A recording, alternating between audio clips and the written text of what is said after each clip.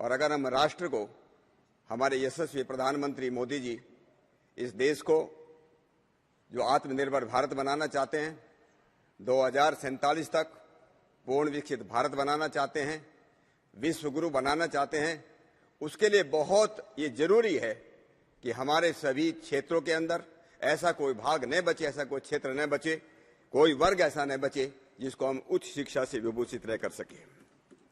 शिक्षा के बारे में, शिक्षा की जो महत्ता है, इसके बारे में ज्यादा कुछ बोलने की जरूरत नहीं, लेकिन बचपन में हम लोग एक श्लोक याद करते थे, न चोर हार्यम न राजहार्यम न भ्राता भाज्यम न च भारकारी व्यकृते वर्धत एव नित्यम विद्याधनम सर्वधनम प्रधानम। ये धन ऐसा है जिसको चोर ले जा नहीं सकते, जिसको राजा छीन नहीं सकता, जिसको भाई बांट नहीं सकता, जिसको जितना खर्च करते हैं उतनी विद्या बढ़ती है। इसलिए दुनिया में सबसे बड़ा अगर कोई धन है, सबसे बड़ा अगर कोई ताकत है, उसका नाम जो है हम विद्या कहते हैं, उसका नाम हम शिक्षा कहते हैं। अध्यक्ष महोदय, मैं कुछ मूलभूत बातें थोड़ा करना चाहता हूं। जब से धरती पर मानव आया, हमारे पूर्वजों ने इस शिक्षा को सबसे ज्यादा महत्व दिया। अगर मानव का निर्माण करना है तो उसके लिए अच्छी शिक्षा चाहिए। अभी हम कह रहे थे कि शिक्षा क्या हो, और मैं इसलिए इस बताना चाहता हूं, आदरणीय हमारे शिक्षा मंत्री जी भी यहां पर बैठे हैं, चाहे स्कूल हो चाहे यूनिवर्सिटीज हो, शिक्षा का सबसे बड़ा उद्देश्य शास्त्र शिक्षा है या विमुक्ति है। शिक्षा वो है जो हमको बीमारी से, बेकारी से, बेरोजगारी से, गरीबी से, उनसे मुक्ति दिला सके, और उसके साथ मुक्ति दिलाने के साथ साथ एक अच्छा इंसान बना सके। मानवभाव जनिया दैव्यम जन्म, अच्छा हम इंसान बना सके और हम अच्छे देवता समाज के अंदर पैदा कर सके, वो शिक्षा का सबसे बड़ा उद्देश्य है।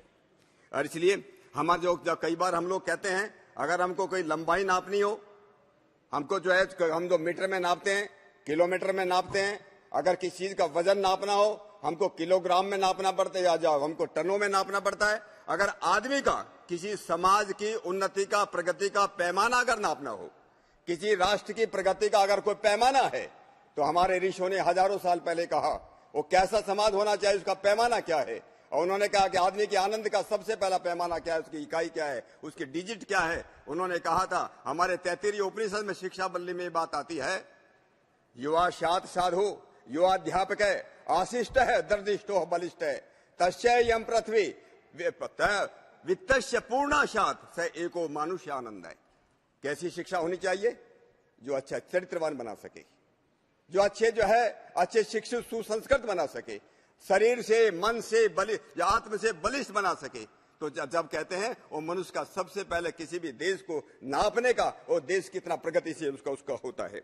हम लोग कई बार जो है अपने देश के बारे में बोलते हैं कि नालंदा और तक्षशिला की हम बार बार बात करते हैं कि नालंदा और तक्षशिला जो है हमारे इतने बड़े विश्वविद्यालय थे, लेकिन मैं कुछ दूसरे विश्वविद्यालयों की बताना चाहता हूँ। वैसे तक्षशिला के बारे में भी ये बताना चाहता हूँ, ये वो तक्षशिला विश्वविद्यालय जहाँ जो पाकिस्तान के अंदर गांधार के अंदर है, ये महाभारत कालीन तक्षशिला विश्वविद्यालय जिसमें ऋषि धूमकेतु, उपमन्यु, अरुणी और वेद ने शिक्षा ग्रहण की। जिस विश्वविद्यालय के अंदर चाणक्य, पाणिनि, चरक, जीवक और जिसमें लगभग 10,500 विद्यार्थी पढ़ते थे और 2,000 उसमें आचार्य होते थे। मैं आपको ये बताना चाहता हूं कि जिस प्रकार की तक्षशिला और नालंदा थी, इसी प्रकार का राज तरंगणी में कल्याण में जो कश्मीर का जिसने इतिहास लिखा है, उसने कहा कि शारदा विश्वविद्यालय था जिसमें 15,000 विद्यार्थी पढ़ते थे। ये मध्य एशिया का सबसे बड़ा जो विश्वविद्यालय था। सौराष्ट्र गुजरात का वल्लभी विश्वविद्यालय था, मगध का विक्रमशिला विश्वविद्यालय था, ओडिशा का औदंतपुरी, जगदल्ला, उदयगिरी, रत्नागिरी, ललितगिरी, पुष्पगिरी, कलिंग का बहुत बड़ा जो है वो विश्वविद्यालय था। इसी तरह बंगाल का नवदीप, सोमपुरा, विक्रमपुर, नवदीप विश्वविद्यालय तो इतना प्रसिद्ध रहा, वहां से हलायुध, धोई, उमापति और गीत गोविंद के लिखने वाले जयदेव जैसे विद्वान वहां पर पैदा हुए। दक्षिण भारत के अंदर धारा, कांची, एन्नीवीरम, बेलग्राम, सारोतगी, तिरुमुक्कुरल, मलकापुरम, तिरुवेयूरूर, नगड़, भुजबलेश्वर, बीजापुर, मनगोली, अग्रहार, नागार्जुन कोंडा, मणिसेत, इतने बड़े बड़े विश्वविद्यालय इस देश के अंदर थे। और कई बार हमारे लोग ये कहते हैं कि एक लोगों में एक इंप्रेशन पैदा हो गया कि अंग्रेज आए, अंग्रेजों ने यहाँ पर शिक्षा दी। लेकिन मैं ये याद दिलाना चाहता हूँ इस सम्मान्य सदन को, थॉमस मुनरो मद्रास के गवर्नर थे उन्होंने 1822 के अंदर 1822 में एक वहां पर सर्वे किया था। उन्होंने कहा था कि गांव-गांव में उसमें पाठशालाएं थी, बड़े बड़े विश्वविद्यालय थे, 30% शिक्षक जो दलित वर्ग से आते थे, 60% विद्यार्थी जिसको हम शूद्र या पिछड़े वगैरह उनके आते थे। इसी तरह का सर्वे बम्बे में किया गया। जीएल पेंडरगास्ट और जीडब्ल्यू रिडलर ने 1838-1882 में।